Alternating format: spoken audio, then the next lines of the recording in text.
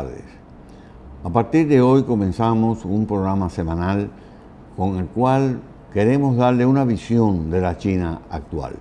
El Centro de Análisis y Estudios sobre China y Asia, CAYESHA, quiere contribuir modestamente a que el pueblo dominicano tenga una mayor visión y comprensión de la realidad de una potencia que crece y se desarrolla constantemente y se ha convertido en un importantísimo actor en el escenario internacional actual. Pretendemos que podamos exponerles a ustedes los aspectos más relevantes de la economía y la política china en el contexto de la geopolítica global. Asimismo, su potencial económico, su potencial social, lo que ha hecho, lo que hace, a dónde apunta. Porque estamos hablando además de un país que es ya el segundo socio económico comercial de la República Dominicana. CAYESHA se propone igualmente desarrollo de conocimientos dentro de la cultura china, toda su riqueza, todo su poder milenario desarrollado y acumulado que queremos actualizarlos y hacerlos conocer. De inmediato, en esta primera sección voy a hacerles una exposición de los aspectos más relevantes de la cultura china. Mayra, ¿me podrías, en lo que vemos esto, brindarme un té chino? Ok, gracias. Bien, al hablar de China, estamos hablando del país que es el tercero de mayor extensión a nivel mundial. El país más extenso es Rusia, la Federación de Rusia, con 18 millones de kilómetros cuadrados. Le sigue Canadá y en tercer lugar está China con más de 9 millones de kilómetros cuadrados. Exactamente 9.597.000 kilómetros cuadrados. Un poco más que Estados Unidos, que es el país que le sigue en orden. Y en quinto lugar está Brasil. Lógicamente, con tal extensión territorial, en la realidad china se pueden ver paisajes de praderas, desiertos, montañas, lagos, ríos y más de 14.000 kilómetros de costa. Verdaderamente un país enorme, con un potencial extraordinario. Su población es de 1.412 millones de habitantes y por centurias se le ha visto como el país más poblado del mundo. Sin embargo, según Naciones Unidas, desde abril de este año, la India ha desplazado a China como el país más poblado. Pero, como quiera, China habrá de ser en un futuro previsible, inevitablemente, el segundo país más poblado del mundo. China tiene fronteras con 14 países. Son 22.117 kilómetros de frontera. Linda con Vietnam, Laos, Myanmar, Bután, Nepal, India, Pakistán, especialmente con la sección de Cachemira, que está en conflicto con la India, Afganistán, Tayikistán, Kirguistán, Kazajistán, Rusia, Mongolia y Corea del Norte. Las relaciones de China con los países de Asia Central, que son las llamadas repúblicas Tang, por la forma en que termina su nombre, son muy intensas y amplias. Muy recientemente tuvieron una reunión cumbre en la propia China. En verdad, lugares emblemáticos, China tiene muchos. Es un país milenario, con una cultura extraordinaria, que siempre ha tenido un rol importante en los avances de la ciencia y la técnica. Si usted habla con un chino, le va a decir que hay por lo menos 5 lugares que no puede dejar de conocer si visita China. La ciudad prohibida, un emblema de la historia y la realidad china. La plaza Tiananmen, muy famosa, sin lugar a duda. La Gran Muralla China, de la cual en breve Mayra les va a dar una explicación que la caracteriza. Tenemos también el Templo del Cielo, algo muy inherente a la cultura y a la espiritualidad china. Y también se incluye algo más reciente, el Nido. El Nido es el estadio que China inauguró para celebrar las Olimpiadas del 2008, que es verdaderamente una arquitectura extraordinaria, muy significativa y de la cual los chinos se sienten muy orgullosos. La ciudad capital de China es Beijing, pero también es una ciudad importante Shanghai, Shenzhen, Guangzhou, allá en la provincia del sur, en Cantón. China tiene 102 ciudades con más de 1 millón de habitantes y la población urbana ha crecido en más de 500 millones en los últimos 30 años, lo que ha dado lugar a que exista una gran ciudad, una gran cantidad de ciudades millonarias. Y esto verdaderamente ha resultado en una explosión urbana enorme. Las ciudades chinas son verdaderamente ciudades muy modernas, muy bellas, impresionantes, porque son ciudades que se han enriquecido con todo lo que ha logrado China en los últimos 40 años. Bueno, se habla de 40 años teniendo en cuenta el momento en que comenzó la reforma y modernización de China en 1978, cuando Deng Xiaoping lanzó los objetivos de las 4 modernizaciones de China. Pero en esencia son 30 años y 20 años en que verdaderamente el país ha logrado un nivel de modernidad extraordinario que ahora ha lanzado todo un proceso y metas de modernización extraordinaria que ha puesto al país en primerísimo lugar a nivel mundial. Shanghái tiene 17 millones de habitantes, Pekín unos 13.200.000. Son ciudades verdaderamente enormes, donde podemos ver una mezcla entre lo tradicional histórico y lo muy moderno, con arquitecturas verdaderamente de avanzada. La economía china es hoy por hoy la segunda economía mundial. Nadie duda de que avanza a convertirse en la primera economía mundial. Tanto el Fondo Monetario Internacional como el Banco Mundial pronostican que más temprano que tarde China va a desplazar a Estados Unidos como primera economía mundial. Han dado fechas. Han dicho de que aproximadamente para el 2030.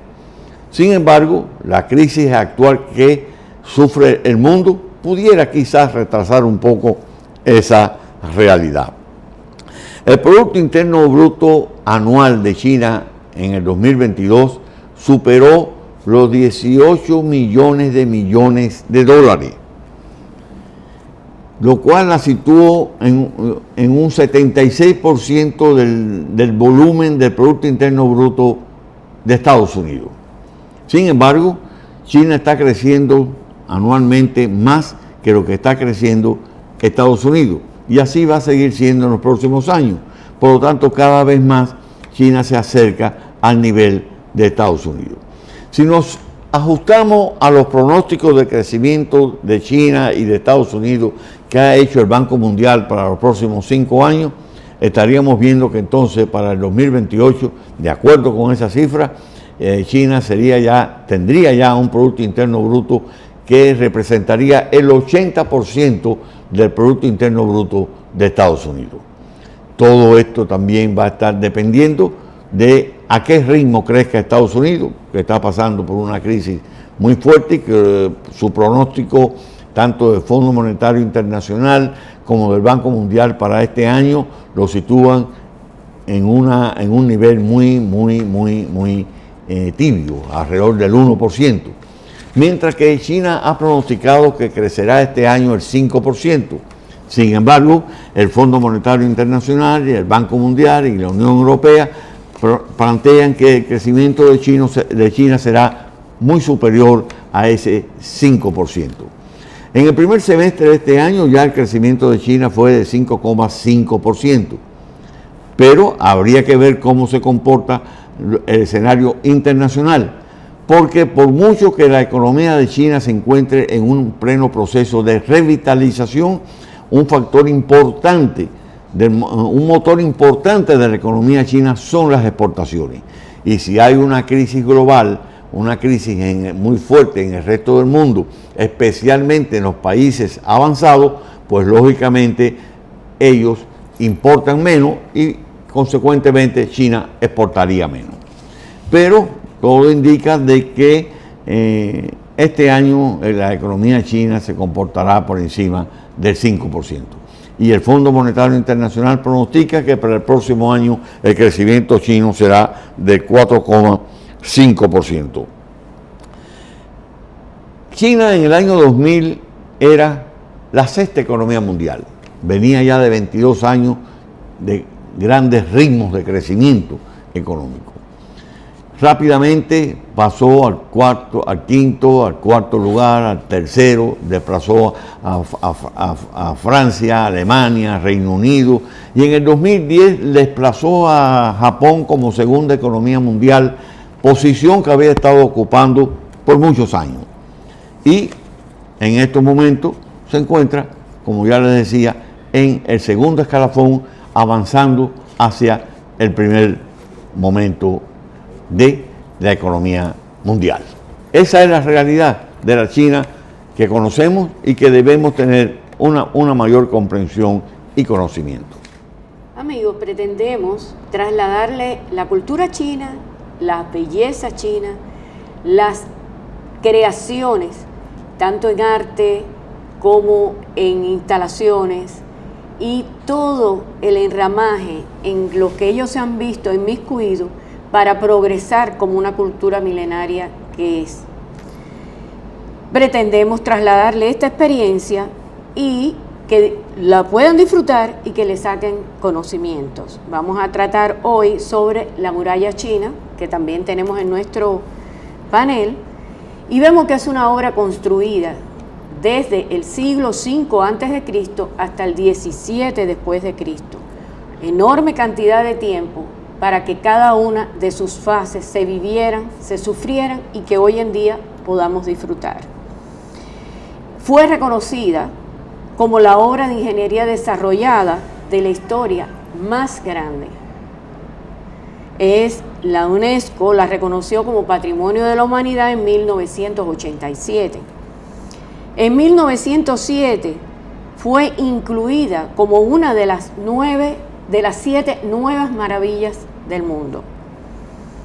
Su longitud alcanza los 21.196 kilómetros, extendiéndose por desiertos, alcantilados, ríos y montañas, según todos los accidentes topográficos de cada región. Es una región tan extendida, tan rica en naturaleza, que fue necesario, y lo reconocieron los hombres de la antigüedad, para poder cuidar sus tierras y cuidar y defenderse como país. Dentro de esta historia de la muralla china, tenemos que fue concebida como un complejo defensivo, y como tal, sus ubicaciones, su distribución y la extensión que llegó a alcanzar en esa época. Tan extraordinaria obra arquitectónica fue desarrollada a lo largo de varias dinastías. Cada una de ellas hizo su aporte con diversas tecnologías, materiales y estilos correspondientes a cada época. Es extraordinario ver cómo desde esa época cada uno de ellos hizo aportes extraordinarios en inventivas, soluciones, aplicaciones de sus recursos naturales para poder desempeñar esa actividad, para lograr esta obra monumental. Sus muros alcanzan una altura promedio de 7 metros, mientras que las torres aproximadamente 12 metros de altura. Consta de tramos con diferentes tramos y las funciones de esos tramos son bien diferentes. Por ejemplo, empezando con los muros, fueron cubiertos de arcilla para protegerlos para la erosión, pero también para que fueran difíciles para escalar, porque siempre el enemigo pretendía entrar a sus áreas y ellos, para defenderse, crearon también toda una serie de formas como evitarlo. Las torres de vigilancia es otro de los tramos para destacar. Fue construida a una altura promedio de 980 metros sobre el nivel del mar, extendida verticalmente sobre todos los muros, con un sistema de comunicación entre ellos que eran como, por ejemplo, el uso del humo, de las banderas, de las luces en las noches, y de esa forma se transmitían información de posibles ataques o de prevención ante problemas hasta climáticos. Tanto las torres de vigilancias como los cuarteles eran ubicados según la realidad estratégica de cada región. Recordemos que cada una de esas dinastías fue construyendo según sus necesidades y por tanto fueron ubicando estas torres de vigilancia según sus intereses para el momento histórico que estaban viviendo. Estaban también los cuarteles, que tienen capacidad para albergar entre 30 y 50 soldados. Allí se encontraban armamentos y municiones, como también enseres necesarios para sobrevivir en esas instalaciones. Bajo estos cuarteles está otra obra que resultó obvia, pero absolutamente utilizable para ellos, que fueron las puertas o pasos. Por la gran extensión de la muralla, ella abarcaba las principales rutas comerciales que iban desarrollándose a medida que las dinastías iban avanzando en esa historia. Por lo tanto, esas puertas permitieron el control de esas importaciones y movimientos de comerciantes de uno y otro lado, como por ejemplo el paso norte para defender la ciudad capital, Pekín, el paso oeste cerca del borde occidental y el paso este cerca de los bordes de la zona oriental. Efectivamente, hemos tratado de hacer todo un recorrido a lo largo de la muralla, de sus construcciones, y vemos también cuántos materiales idóneos, pero absolutamente arraigados en los terrenos donde fueron construyendo las etapas de esa obra, como por ejemplo los ladrillos que ellos crearon y crearon su propia fábrica, la utilización de tierra apisonada que sí se mantuvo a todo lo largo de la construcción para poder amainar los estragos de la naturaleza y de los invasores. Toda esta actividad acumulada en el tiempo nos lleva a una obra arquitectónica impresionante, la más impresionante, llamada por muchos expertos y por muchos que han reconocido y estudiado profundamente la cultura y la evolución de la construcción asiática, específicamente de China. En el mundo actual se demuestra la laboriosidad histórica de esa sociedad milenaria. Vámonos a una pausa.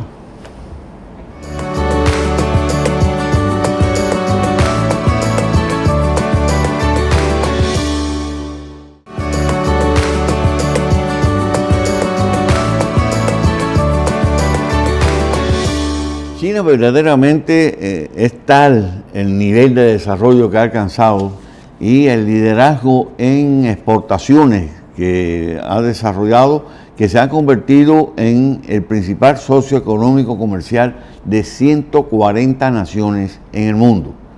Algo verdaderamente impresionante. Durante mucho tiempo, durante los primeros 25 años de gran desarrollo, el motor del desarrollo de China fueron las exportaciones. Cuando se sucede la gran crisis económica del 2008, que tuvo un gran ímpetu financiero con gran impacto a nivel global, y donde las economías del mundo colapsaron y por lo tanto disminuyeron sus compras, y al disminuir sus importaciones disminuyeron las exportaciones de China.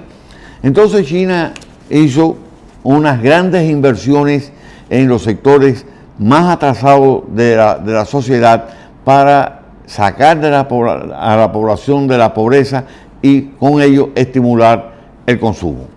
A partir de estos momentos, de esta crisis del 2008 al 2010, 2011, 2012, pues entonces también se convirtió en un motor de la economía china el consumo interno, que es lo que se denomina la economía dual. Por un lado, las exportaciones y por otro lado, el consumo interno. También en Estados Unidos y en los principales países desarrollados, el consumo interno es un factor esencial de desarrollo. Pues China también en estos momentos se caracteriza por ese factor, por ese elemento. Muy condicionado además por la extracción que ha hecho de la pobreza de cientos de millones de personas, dotándose de la clase media más grande del mundo. Y la clase media es una gran consumidora y por lo tanto es un gran motor del desarrollo de China. Ese es verdaderamente el punto crucial en el cual se ha encontrado China en estos momentos. Recordemos que en el 2020 China declaró eliminada la pobreza extrema. Del 2012 al 2020, China sacó de la pobreza extrema a unos 100 millones de personas. Y no es simplemente que los chinos lo digan como medio de propaganda.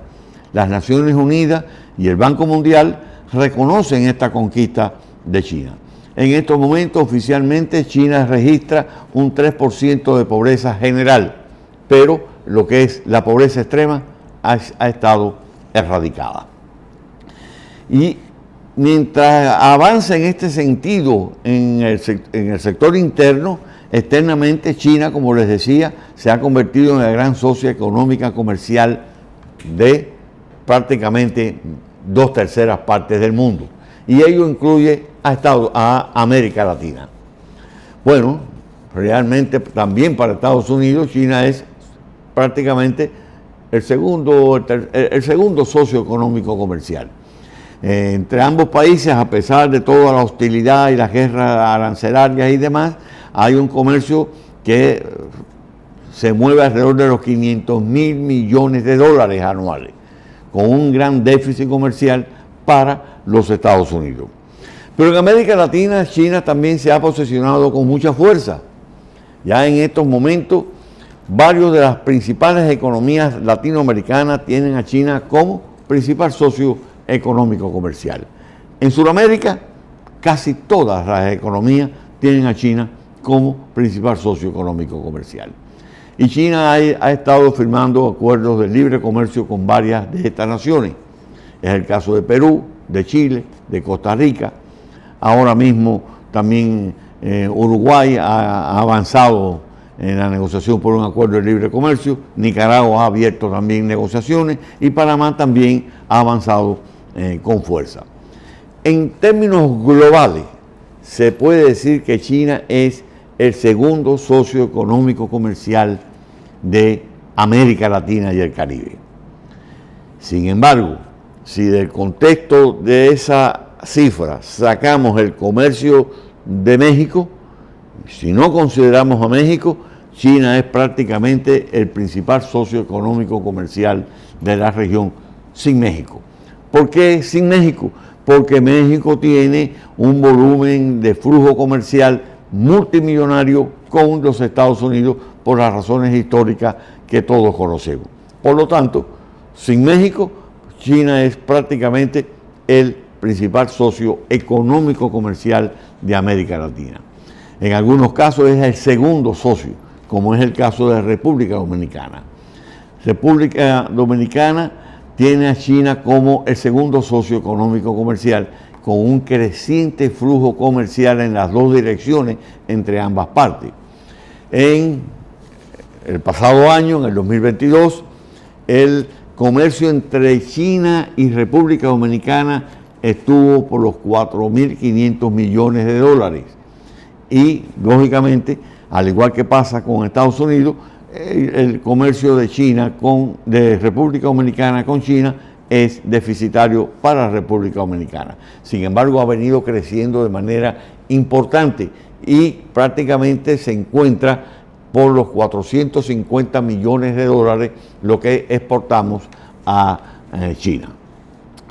Pero algo verdaderamente impresionante es el ritmo de crecimiento que ha tenido este flujo comercial entre China y América Latina.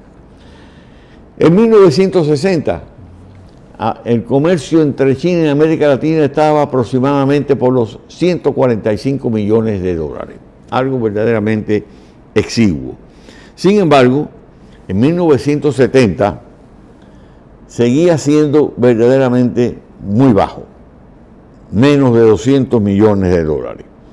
Pero en 1980 tuvo un crecimiento, 1.363 millones de dólares. Bueno, algo todavía muy lejos del potencial, pero casi un 10%, un 100%, no más de un 100%, un 1.000% de crecimiento con relación al volumen comercial de 10 años antes. En 1990 se duplicó el crecimiento del flujo entre China y América Latina con relación a 1980 y se situó en 2.294 millones. Pero en el 2000 eran ya 12.600 millones de dólares el flujo comercial entre China y América Latina. 12.600 millones de dólares en el año 2000. El año pasado, el comercio entre China y América Latina se situó en 450.000 millones de dólares, un crecimiento de más de 20 veces. Y todo indica que este año, de no haber un colapso importante en las economías regionales, ese comercio pueda alcanzar ya los 500.000 millones de dólares. Sin lugar a duda, un socio de gran importancia. Y si eso es así en el plano del intercambio comercial, es también muy importante en el plano de las inversiones. Según la agencia norteamericana, la ONG Diálogo Interamericano, las inversiones chinas en América Latina hasta el 2020 estaban por los 140.000 millones de dólares. China ha invertido mucho en infraestructura en América Latina. Una característica de las inversiones chinas es que no es para equilibrar balanzas de pago. Ella financia y da préstamos para inversiones concretas que tengan un efecto en el desarrollo económico del país. Así ha invertido en varios puertos, aeropuertos, etc. Incluso aquí mismo en el Caribe, que nos rodea, la presencia china ha sido importante. China ha construido un puerto de agua profunda en Jamaica, carreteras, resort turístico, y todavía más importante en el caso de Bahamas, frente a la costa este de Estados Unidos, con una inversión que se remontó a los más de 3.500 millones de dólares. Igualmente un puerto de agua profunda y un importante resort turístico. En Antigua y Barbuda construyó o modernizó el aeropuerto de ese país. Es una presencia importante que no se puede desconocer y que República Dominicana ha logrado tener un importante nivel de desarrollo, de intercambio, que no obstante la sitúa muy lejos del potencial y de lo mucho que se puede aprovechar las relaciones con China, incluyendo la zona franca. Hay algunas empresas chinas en zona franca, pero el hecho cierto de que República Dominicana tiene acuerdos de libre comercio con más de 50 naciones del mundo, la inmensa mayoría de ellas son economías avanzadas, incluyendo los Estados Unidos, puede ser atractivo para que empresas chinas se instalen aquí en la zona franca y aprovechando esta posición geográfica y la condición del flujo de comercio, pues exporte a otras economías. Es una gran oportunidad que todavía el país tiene que explotar y aprovechar de mejor manera. No le prestamos, no dejemos de prestar la atención a la evolución de la economía china y al nivel de las relaciones e intercambio entre República Dominicana y la República Popular China, porque hay un gran potencial ahí. Bien San, con su música, voz majestuosa, orquesta sin igual y el tema musical de la película El Quinto Elemento.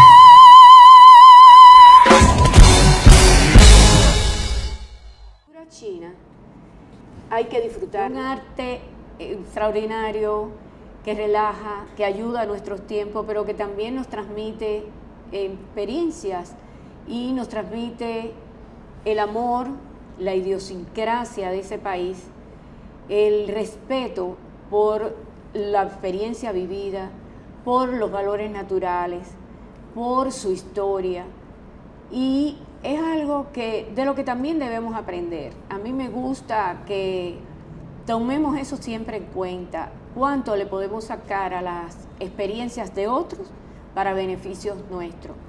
Ellos, dentro de la música, trasladan cuántos sentimientos tienen, y es bien apreciable el reconocer cómo ellos respetan, cuidan y ponen en muy alto sus valores nacionales en todas las esferas de la vida. Maya, una cosa muy característica de los chinos es la gran cantidad de instrumentos de cuerdas muy típicos de ellos, que realmente son muy variados y lo utilizan mucho en los conciertos y los momentos musicales que se aprecian.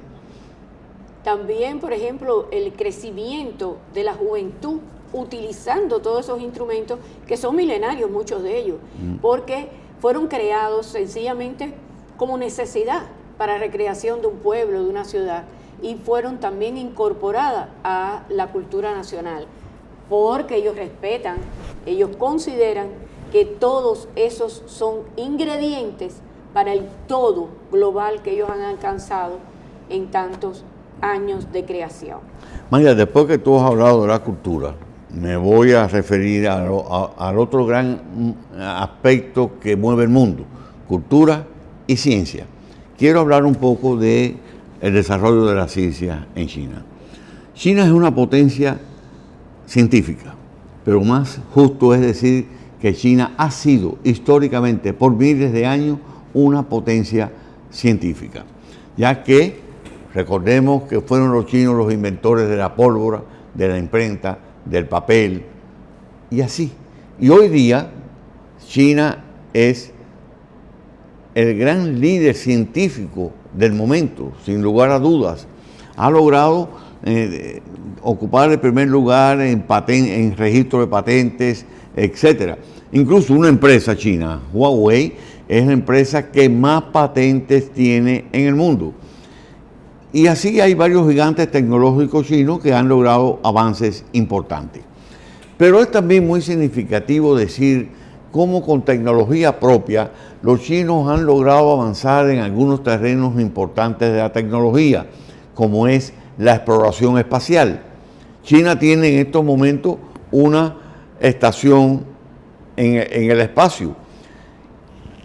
Y vamos a recordar que en determinado momento, por el año 2011, Estados Unidos prohibió la exportación y el suministro a China de cualquier tipo de tecnología que pudiera ser utilizada para sus exploraciones espaciales.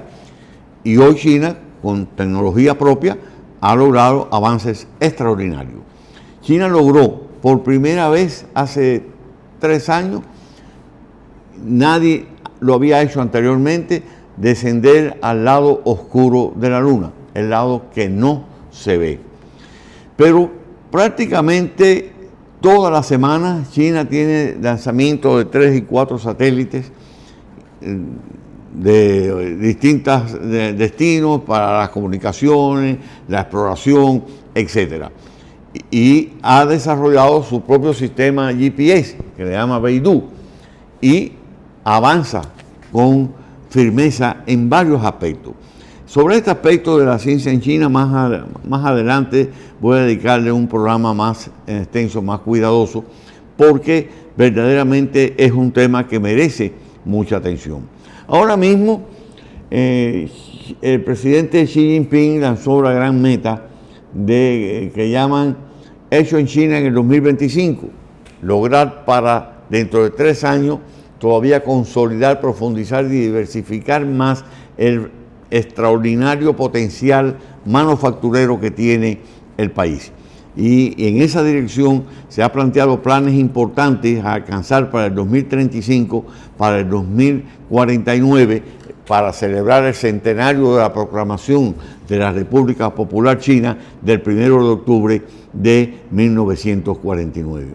La ciencia es otro recurso importante al cual los chinos le están dedicando gran atención y muchos recursos. Vamos a disfrutar de algo más que es para mí arte también, que es cómo lograron llegar hasta nuestros días influenciando a la humanidad con un magnífico té. Veamos y disfrutemos, amigos. Un té chino. Quisiéramos que compartieran con nosotros, aprendamos de este arte también. Permítanme decirles que leí el otro día un libro. Todos sabemos que en Inglaterra el té es también un emblema, el té de las 5 de la tarde. Pues bien, hay un libro ahí que explica que en el contexto de las guerras del opio que Inglaterra provocó en China en el siglo XIX, pues los ingleses se llevaron el té de China y de ahí viene la tradición británica del té de las 5 de la tarde. Nosotros lo tomamos aquí los domingos a las 4. Cerramos con una frase de Confucio. Sí, todo poder y cultura viene y transforma al hombre. Y una de sus tantas y famosas frases es: estudia el pasado si quieres pronosticar el futuro. Buena lección.